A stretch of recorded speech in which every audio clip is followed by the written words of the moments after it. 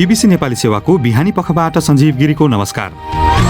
आज कार्यक्रममा बाढी पहिरोमा घरबार गुमाएकाहरूलाई छिट्टै अस्थायी आवासको व्यवस्था मिलाइने सरकारी भनाई, हप्ता दिनभित्रमा प्रभावित परिवारहरूलाई 50,000 रुपियाँ अस्थायी सेल्टर बनाउनु, त्यो चिज मोबिलाइज गर्दैछौँ अहिले। अनि स्थानीय रूपमा रहेका अस्पतालहरूमा अक्सिजनका कारणले सेवा प्रवाह गर्ने सन्दर्भमा कुनै समस्या नआओस् भन्ने उद्देश्य हो। अक्सिजन कन्सन्ट्रेटर ब्याङ्क बनाउने निर्णयबारे स्वास्थ्य मन्त्रालयका सहप्रवक्ता र कोरोना भाइरस संक्रमणसँग जुझ्नका लागि दक्षिण अफ्रिकामा नयाँ र कडा प्रतिबन्धहरूको घोषणा।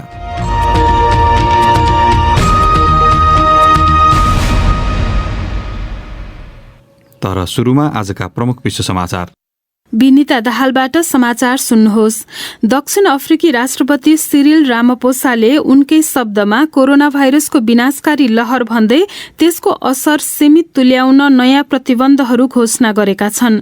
उनले अहिले जुन गति र मात्रामा संक्रमण बढिरहेको छ त्योसँग जुझ्नका लागि विद्यमान उपायहरू अपर्याप्त भएको बताएका हुन्। अहिले दक्षिण अफ्रिकामा संक्रामक डेल्टा भेरिएन्ट हावी भएको छ। राष्ट्रपति रामापोसाले सार्वजनिक स्वास्थ्य सेवामा देशले अहिले ठूलो चुनौती खेपिरहेको र निजी अस्पतालहरूले पनि थेग्न नसक्ने अवस्थामा पुगेको बताएका हुन्। फ्रान्समा मरिन लपेनले नेतृत्व गरेको उग्र दक्षिणपन्थीको नेशनल र्यालीले आफ्नो बलियो पकड रहेको दक्षिणी प्रान्तमा भएको क्षेत्रीय चुनावहरूमा विफल भएपछि गम्भीर धक्का पाएको छ। उक्त क्षेत्रमा प्रतिद्वन्दी वामपन्थी र मध्य दक्षिणपन्थी पार्टीहरूको गठबन्धनले नेशनल र्यालीलाई हराएको हो। नेत्री लपेनले उक्त गठबन्धनलाई अप्राकृतिक भनेकी छन् र त्यसले स्थानीय लोकतन्त्रलाई सङ्कटमा पार्ने बताएकी छन्। ब्रिटेनको सशस्त्र फौजका प्रमुखलाई गत साता कोरोना भाइरस पोजिटिभ देखिएपछि त्यहाँका रक्षा मन्त्री बेन वालेस र केही उच्च सैन्य कमान्डरहरूलाई अलगिएर बस्न भनिएको छ। रक्षा मन्त्री वालेसले त्यसरी आइसोलेसनमा बस्न रोयल नेभी र रोयल एयरफोर्सका प्रमुखहरूलाई पनि भनिएको बताएका छन्। उनीहरू 10 दिनसम्म आफ्नै घरमा आइसोलेसनमा बस्नेछन्। प्रजातान्त्रिक गणतन्त्र कङ्गोको पूर्वी भेगस्थित बेनी शहरमा एकै दिनमा 2वटा बम विस्फोटका घटना भएपछि त्यहाँ कर्फ्यूको घोषणा गरिएको छ। 2 मध्ये एउटा बम त्यहाँको रोमन क्याथोलिक गिर्जाघरमा विस्फोट भएको थियो। ती विस्फोट कसले गराएको हो भन्ने अहिलेसम्म थाहा हुन सकेको छैन। तर उक्त क्षेत्रमा विगतमा गिर्जाघरमाथि विद्रोही समूह एलिड डिफेन्स फोर्सेसले निशाना बनाउँदै आएको छ र उक्त क्षेत्रमा धेरै हमला पनि गरिसकेको छ। बगदादमा भएको 3 दिने सम्मेलनमा इराक, इजिप्ट र जोर्डनका नेताहरूले उनीहरूको आर्थिक र सुरक्षा सहकार्य बलियो बनाउने बारे सहमति गरेका छन्। इजिप्टका सरकार प्रमुख अब्देल फताह अल सिसीले इराकको भ्रमण गरेको 30 वर्षभन्दा बढी समय यता पहिलो पटक हो र युरो 2020 फुटबल प्रतिस्पर्धामा विश्व वरियताको शीर्ष स्थानमा रहेको बेल्जियमले पोर्चुगललाई हराएको छ। बेल्जियमले खेलको आधा समय सकिनु केही बेर अघि 1 गोल हानेको थियो। यो सँगै बेल्जियम युरो कप 2020 को क्वार्टर फाइनलमा प्रवेश गरेको छ। यसअघि चेक रिपब्लिकले अनपेक्षित रूपमा द नेदरल्यान्ड्सलाई 2-0 ले हराएको थियो। यो बीबीसी नेपाली सेवा हो।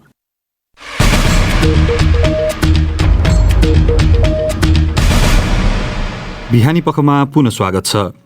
पछिल्ला केही हप्तामा गएका बाढी पहिरोमा परि घरबार गुमाएका परिवारलाई 50,000 का दरले रकम उपलब्ध गराएर छिट्टै अस्थायी आवासमा सारिने राष्ट्रिय विपद जोखिम न्यूनीकरण तथा व्यवस्थापन प्राधिकरणले जनाएको छ। अस्थायी आवासको व्यवस्था लगत्तै घरहरू पुनर्निर्माण गर्न 5 लाखसम्मको अनुदान दिइने बताइएको छ।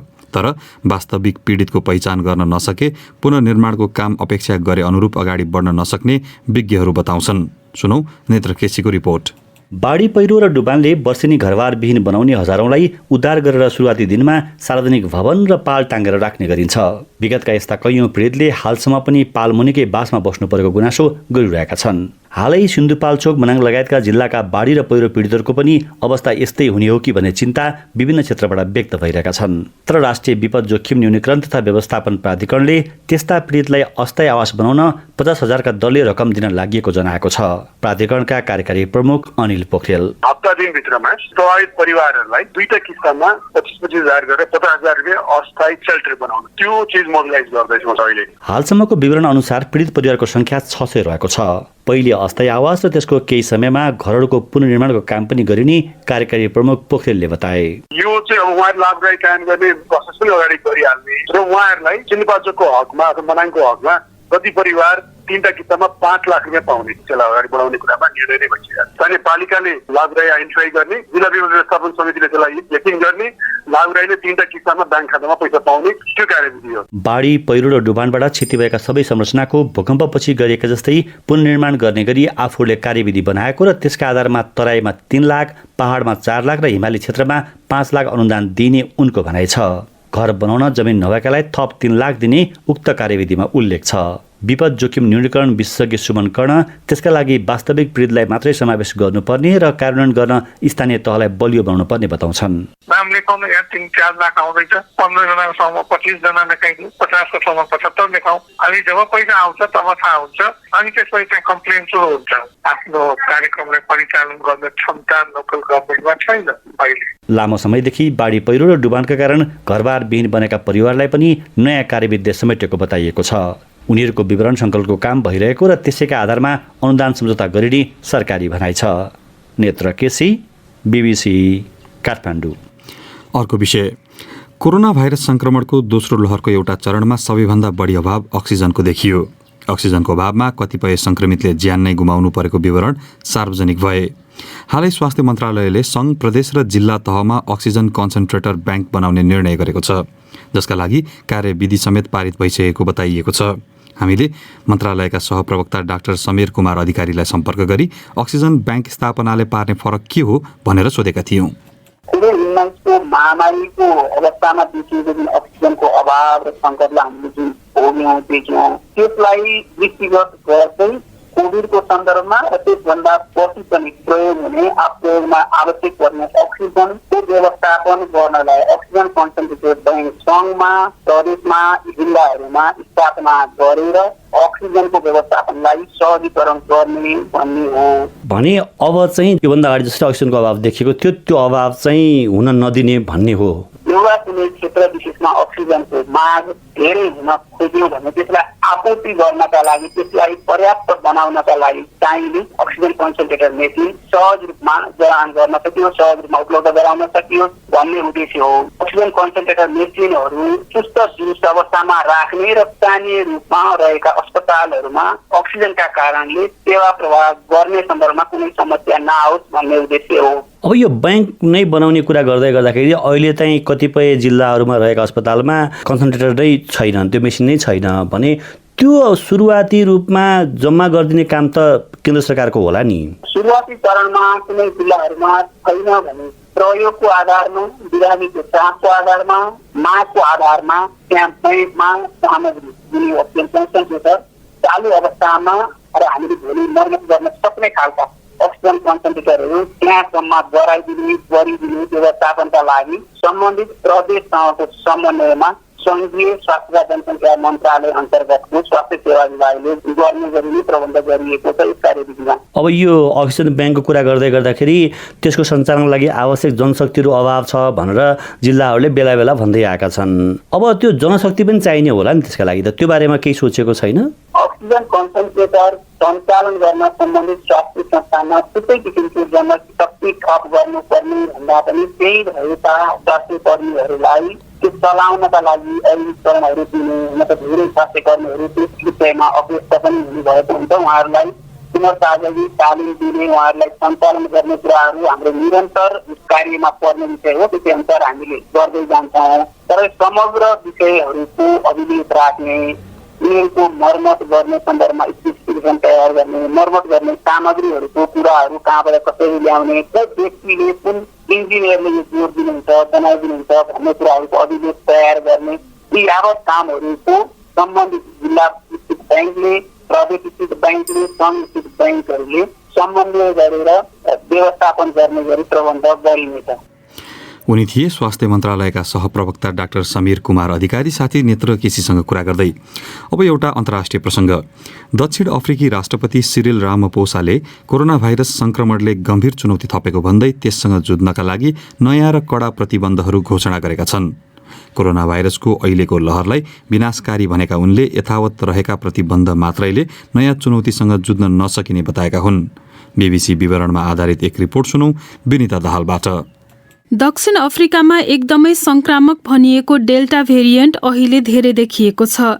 राष्ट्रपति रामापोसाले अहिलेको लहरलाई उनकै शब्दमा विनाशकारी भन्दै त्यसको नियन्त्रणका लागि अबको 2 साता कुनै पनि राजनीतिक वा धार्मिक कार्यक्रम वा भेला नहुने र रक्सी पसलहरू पनि पूर्ण रूपमा बन्द हुने घोषणा गरेका छन्। जोन्स हपकिन्स विश्वविद्यालयको तथ्याङ्क अनुसार दक्षिण अफ्रिकामा अहिलेसम्म करिब 20 लाख मानिस संक्रमित भइसकेका छन् भने करिब 60,000 मानिसको संक्रमणका कारण ज्यान गइसकेको छ। राष्ट्रपति रामापोसाले कोरोना भाइरसका खोपहरू आएपछि खोप कार्यक्रमले गति लिने बताएका छन्। यसअघि दक्षिण अफ्रिकाले कोरोना भाइरस विरुद्ध अक्सफोर्ड एस्ट्राजेनेकाको खोप लगाउने कार्यक्रम रोकेको थियो। एउटा अध्ययनले कोरोना भाइरसको नयाँ प्रकार विरुद्ध सो खोपको नतिजा निराशाजनक देखाएपछि त्यसको प्रयोगलाई दक्षिण अफ्रिकाको सरकारले रोकेको थियो। वैज्ञानिकहरूका अनुसार दक्षिण अफ्रिकाका नयाँ संक्रमित मध्ये 90% नयाँ प्रकार वा भेरिएन्टबाट प्रभावित रहेको पाइएको छ। अक्सफोर्ड एस्ट्राजेनेकाको खोपले उक्त प्रकारको कोभिड-19 का हल्का तथा मध्यम खालका बिरामीलाई नगण्य सुरक्षा दिएको करिब 2000 मानिस सामेल अध्ययनले देखाएको थियो। विनिता दाहाल, तपाईँ बीबीसी नेपाली सेवाको बिहानी पख सुनिरहनु भएको छ। अब आजको अन्तिम विषय। नुवाकोटको पञ्चकन्या गाउँपालिका वडा नम्बर 2 मा लामो समयदेखि सामाजिक सुरक्षा भत्ता वितरण नहुँदा आफूहरू समस्यामा परेको त्यहाँका वृद्धहरूले बताएका छन्। वडा कार्यालयबाट वितरण हुँदै आएको सुरक्षा भत्ता अहिले 8 महिना बितिसक्दा समेत नपाउँदा भत्तामा नै आश्रित रहेका त्यहाँका कतिपय एकल महिला र वृद्धले अहिले जीविकोपार्जनमा नै कठिन हुन थालेको बताएका छन्। गत चैतमा 53 लाख रुपियाँ चोरी भएसँगै भत्ता वितरण नभएको अधिकारीहरूले बताएका छन्। नुवाकोटबाट शक्तिमाया तामाङको रिपोर्ट। पञ्चकन्या गाउँपालिका वडा नम्बर 2 का कमला भण्डारीले आफ्नो जीविकोपार्जनको एक मात्र सहारा भनेको नै सामाजिक सुरक्षा भत्ता रहेको बताइन्। कमलाका अनुसार उनीहरूको ओडामा 8 महिनादेखि भत्ता वितरण भएको छैन, जसकारण उनको अहिले बिहान बेलुकाको गाँस टुट्न थालेको छ। विवाह भएको केही वर्षमा नै श्रीमान गुमाउँदाको पीडा बिर्सिन नपाउँदै छोराको मृत्युपछि सहारा विहीन भएर एक्लै बस्दै आएकी उनको अहिले बाँच्ने आधार नै सुरक्षा भत्ता रहेको बताउँदै उनले भनिन्, तेल मसला खाने बाटो सरकारले दिएको थियो, जम्मा डोल पार्यो, पसलबाट नि हाम्रो भत्ता आउने बेला भयो, ल उधार ल्याएर खायो, आखिरीमा अहिले चोरी भयो भने ओडा कार्यालयले चैत 24 गते 53 लाख रुपियाँ चोरी भएको बताउँदै अहिलेसम्म सामाजिक सुरक्षा भत्ता वितरण नगर्दा भत्तामा नै आश्रित त्यहाँका कतिपय वृद्धहरूले आफूहरूको दैनिकी कष्टकर बन्दै गएको बताएका छन्। पुतली मिजारले पनि उस्तै समस्या सुनाइन्। घर सबै अलिअलि पुरै गरेका छन् नि, सबै दिजो छ, दिजो नमरौ न बादमा आफू त्यस्तै। सामाजिक सुरक्षा भत्ता वितरण गर्न भन्दै बैंकबाट झिकेको 50 लाख रुपियाँ र ओडा कार्यालयमा भएको 3 लाख गरी 53 लाख रुपियाँ चोरी भएकाले सामाजिक सुरक्षा भत्ता वितरण गर्न नसकेको ओडा कार्यालयले बताउँदै आएको छ। ओडा नम्बर 2 का अध्यक्ष ध्रुवप्रसाद मिश्रले ओडाको घटना विवरण संघीय मामिला तथा सामान्य प्रशासन मन्त्रालयमा जानकारी गराइसकेको बताउँदै घटनाको सत्य तथ्य सार्वजनिक गरी दोषीलाई कानून अनुसार कारबाही गर्न माग गरेका छन्। चाँडोभन्दा चाँडो यो भत्ता वितरण गर्न सकिन्छ भनेर हामीले मन्त्रालय सबै प्रोसेस अगाडि बढिरहेको हुँदा केही दिनमा वितरण हुने जानकारी पाएका छौँ। वडा अध्यक्ष र गाउँपालिकाको उजुरीपछि पक्राउ परेका वडा सचिव, सहायक सचिव र कार्यालय सहायक धरोटीमा रिहा भइसकेको नुवाकोट जिल्ला अदालतले जनाएको छ। घटनालाई निष्पक्ष र स्वतन्त्र रूपले छानबिन तथा अनुसन्धान गरी दोषीलाई कानून बमोजिम कारबाही गर्न त्यहाँका नागरिकहरूले माग गर्दै आएका छन्। शक्तिमाया तामाङ, बीबीसी नुवाकोट।